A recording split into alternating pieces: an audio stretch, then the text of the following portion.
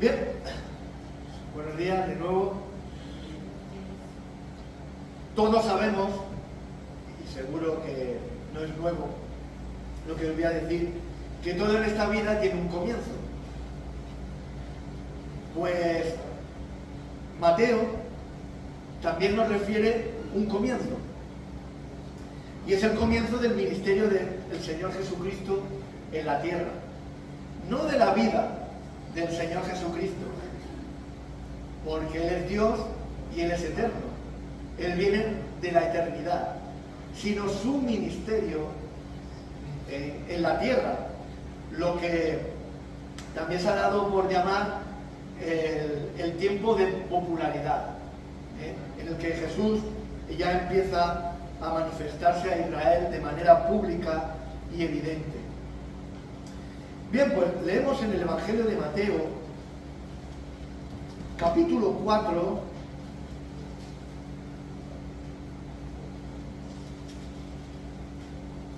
Mateo capítulo 4, versículo del 12 al 17.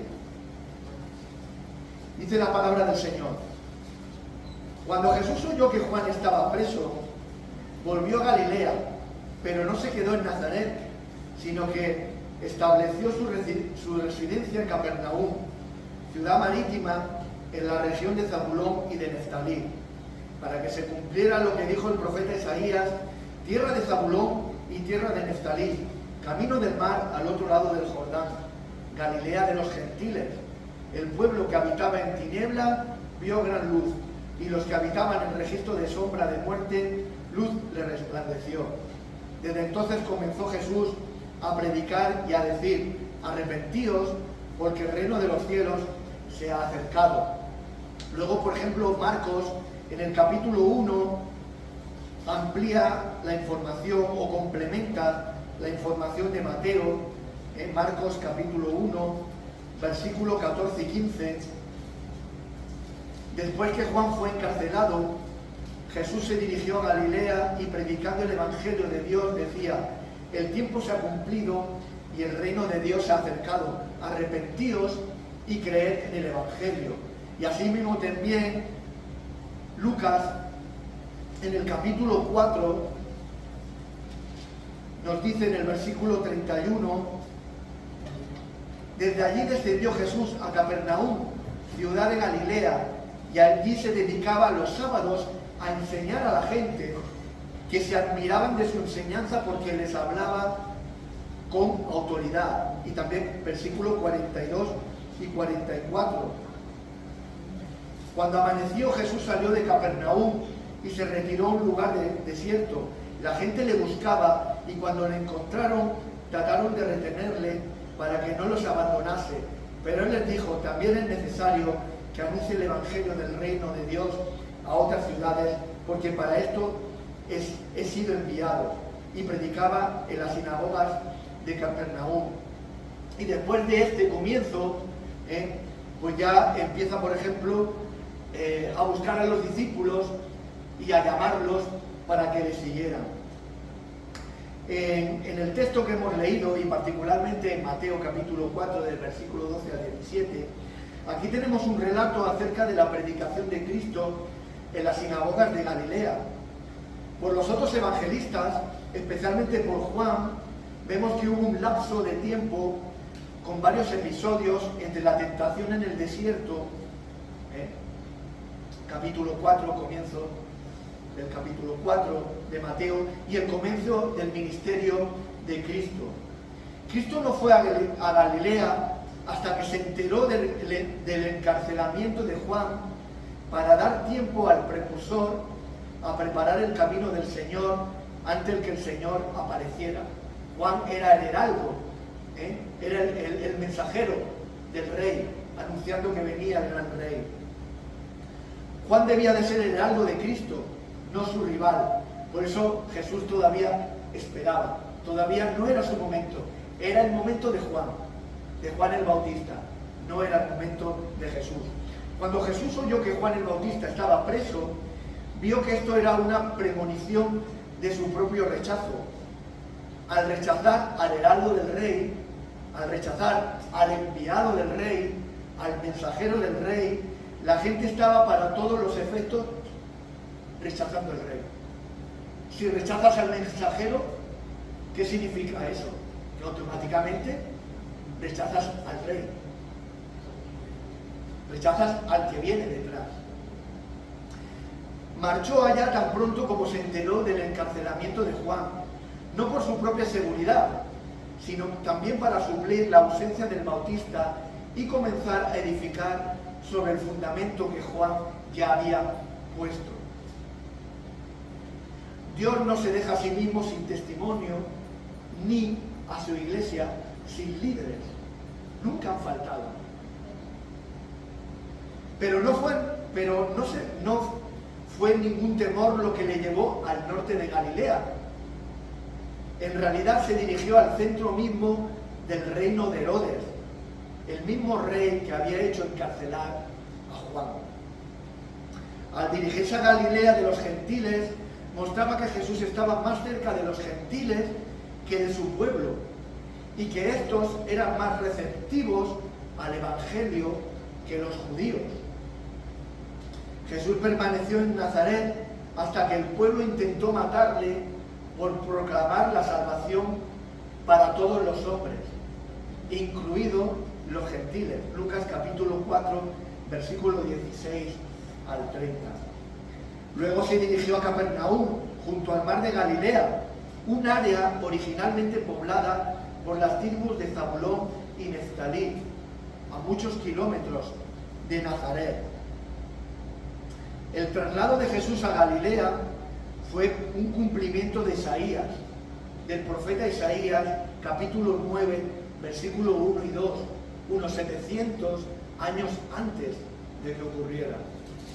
Los ignorantes y supersticiosos gentiles, incluidos los rudos y judíos de segunda clase que había en Galilea, vieron una gran luz, la de Cristo, que es la luz del mundo, y por extensión el Evangelio. Estos lugares estaban en tinieblas. Quienes están sin Cristo están en la oscuridad, más aún. Ellos mismos son tinieblas. El que está sin Cristo no solo está condenado y en tinieblas, sino que no puede ver ninguna clase de luz. Por mucho que tú quieras salvar a alguien, no podrás. Es por ejemplo, el que se está ahogando. Si tú no sabes nadar, por mucho que quieras salvar que se está ahogando, tú no vas a poder. Si en ti no hay luz, si en ti no hay salvación, si en ti no hay un mensaje de salvación, de redención, por mucho que quieras, tú no podrás salvar a nadie. No podrás dar luz, no puedes dar lo que no tienes. Dice la palabra que estaban asentados en oscuridad. Asentados en oscuridad, la palabra griega me indica inactividad. Estaban como una condición cómoda. Amaban esa condición. Vas al mundo, como se ha dicho esta mañana, ¿yo de qué me tengo que arrepentir? Yo estoy muy bien así. Déjame con mi religión, déjame con mi filosofía, déjame, comamos y bebamos, que mañana moriremos. Esta es la condición en la que se encontraba Capernaum y toda Galilea, ¿no? Esta es la condición que encontramos, desgraciadamente, a nuestro alrededor. Amaban esta condición, el mundo ama esta condición. No me prediques el Evangelio. No me calientes la cabeza, yo estoy bien como estoy. Desde entonces Jesús asumió el mensaje que Juan había predicado. Arrepentíos porque el reino de los cielos se ha acercado. Era un llamamiento adicional de renovación moral en preparación de su reino. El reino estaba ya, en el sentido de que el rey ya estaba presente. El reino se ha acercado, el reino ya está aquí. porque el rey está aquí. No era un reino completo, como ahora vamos a hablar, ¿no? Pero ya estaba el rey. Quiero resaltar y llamar vuestra atención en dos puntos o aspectos de estos versículos que hemos leído. El primero, dice que arrepentíos, porque el reino de los cielos se ha acercado. Con este texto comenzó Jesús a predicar. Por ahí comenzó a él, como comenzó el Bautista. Y así nos enseñó a que comencemos nosotros. Ese es el mensaje. Podemos rellenarlo un poquito más, meter más información. También hay que recordar que Jesús y Juan el Bautista no eran cristianos. Aún el Nuevo Testamento no estaba escrito. Entonces digamos que el mensaje era muy concreto, muy directo y muy entendible para los judíos. Arrepentíos, el reino de los cielos se ha acercado, porque era lo que estaban esperando los judíos. Pero nos enseñó que ahí comienza el mensaje, y no de otra manera. No es preciso ser un gran maestro o teólogo en lo referente al contenido del mensaje del Evangelio. El tema del Evangelio no está gastado o muy trillado, ni es anticuado. Muchos quieren, como también se ha comentado esta mañana, endulzarlo, hacerlo más aceptable, pero no. El mensaje no es antiguo. El mensaje no es antiguo y es tan necesario ayer como hoy, porque el pecado es el mismo, como también se ha comentado esta mañana, el pecado es el mismo, el de ayer y el de hoy. Lo que una vez se ha predicado y escuchado, puede y debe predicarse y escucharse de nuevo con mucho provecho si se predica y se escucha mejor y más veces. Esto lo predicó como evangelio, no solo el austero Juan, que era tenido por demasiado severo, sino el dulce y bondadoso Jesús. Juan, decían que era un hombre austero y severo, y Jesús, que era más amigo de todos y hablaba con más bondad y dulzura, el mensaje era el mismo. El mensaje era el mismo. Puede cambiar el mensajero, pueden cambiar las formas, pero no tenemos permiso para cambiar el mensaje. Por supuesto, las formas de hablar y de entender las cosas del siglo I no son las maneras de entender y de hablar del siglo XXI. Y hay que adaptar el vocabulario y las formas, pero no el mensaje. El mensaje no se cambia, no tenemos permiso para cambiarlo. Y el segundo aspecto o segundo punto del que quiero llamar vuestra atención es que el reino de Dios o el reino de los cielos, el reino de Dios o el reino de los cielos, como le llama Mateo, el único que dice el reino de los cielos, y esto tiene su explicación. Mateo, ¿a quién fue escrito principalmente? Para los judíos, y los judíos ya sabéis que eran muy celosos y muy reticentes a usar el nombre de Dios. Por lo tanto, Mateo, para no encontrar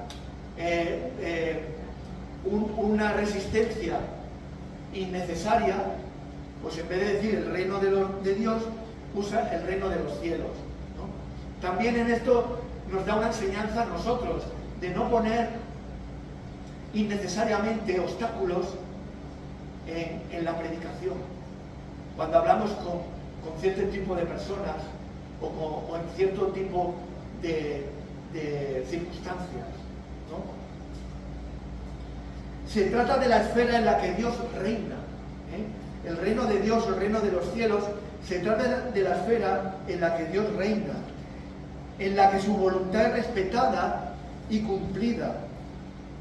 De principio a fin de la Biblia se presenta el reino de Dios en 6 fases sucesivas. En el paraíso, la teocracia de Israel, el reino de Dios anunciado por los profetas, el reino ofrecido y rechazado en la primera venida de Cristo, el reino de Dios escondido en los corazones y manifestados ahora y por la Iglesia, y el reino eterno, que es el que falta por venir, en la gloria del futuro reino de Dios, por los siglos de los siglos. Estamos en el penúltimo, reino de Dios escondido en los corazones y manifestados ahora por y en la Iglesia. Ya queda menos para que el Señor venga y para el reino eterno que ha prometido. Jesús declaró que el reino había venido con poder y que estaba en medio de su pueblo.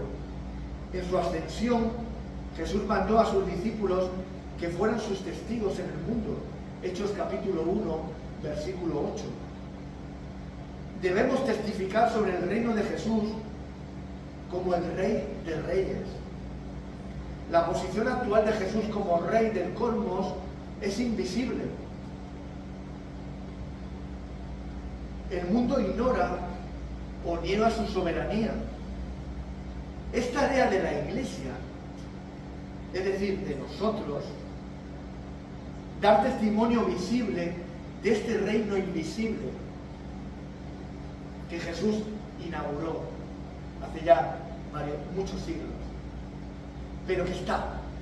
Es invisible, pero que está. Y aunque es invisible, se manifiesta de muchas y diferentes maneras.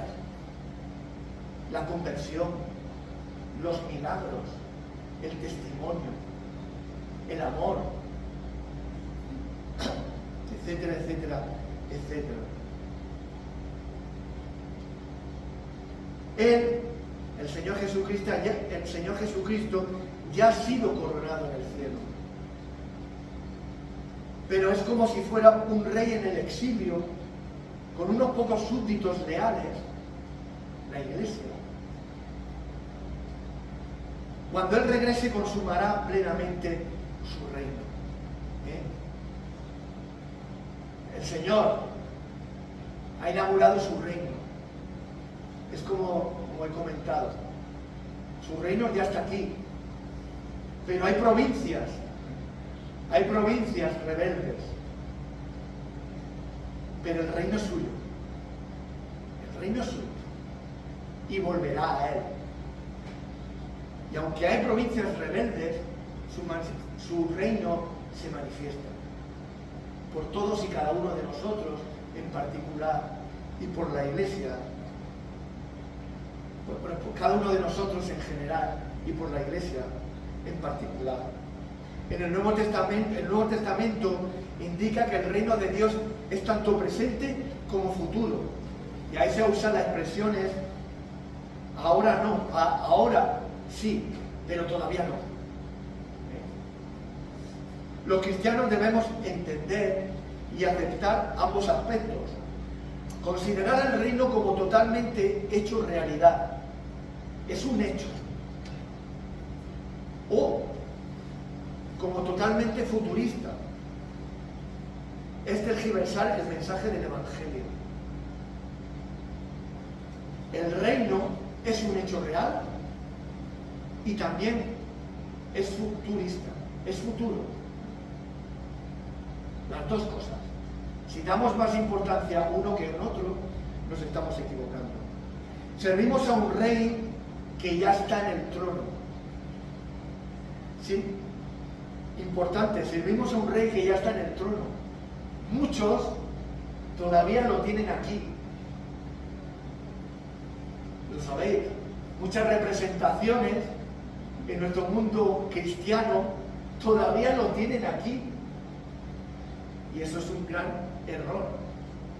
E incluso se puede decir que herejía o blasfemia, porque Él ha resucitado. Él ya está en su trono. Sin embargo, esperamos su retorno triunfal en gloria cuando toda rodilla se doblará ante Él. Romanos capítulo 14, versículo 11.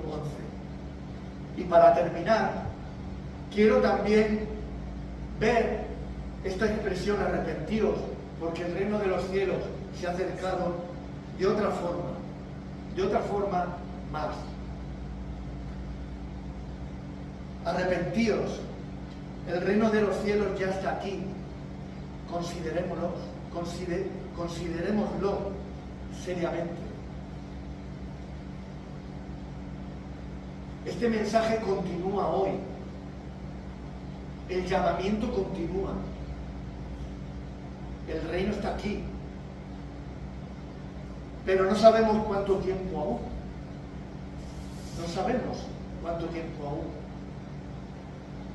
Por lo tanto, arrepiéntete. Cree en el Evangelio y entra en el reino. Hoy todavía puedes. Mañana no lo sabemos. Que el Señor bendiga.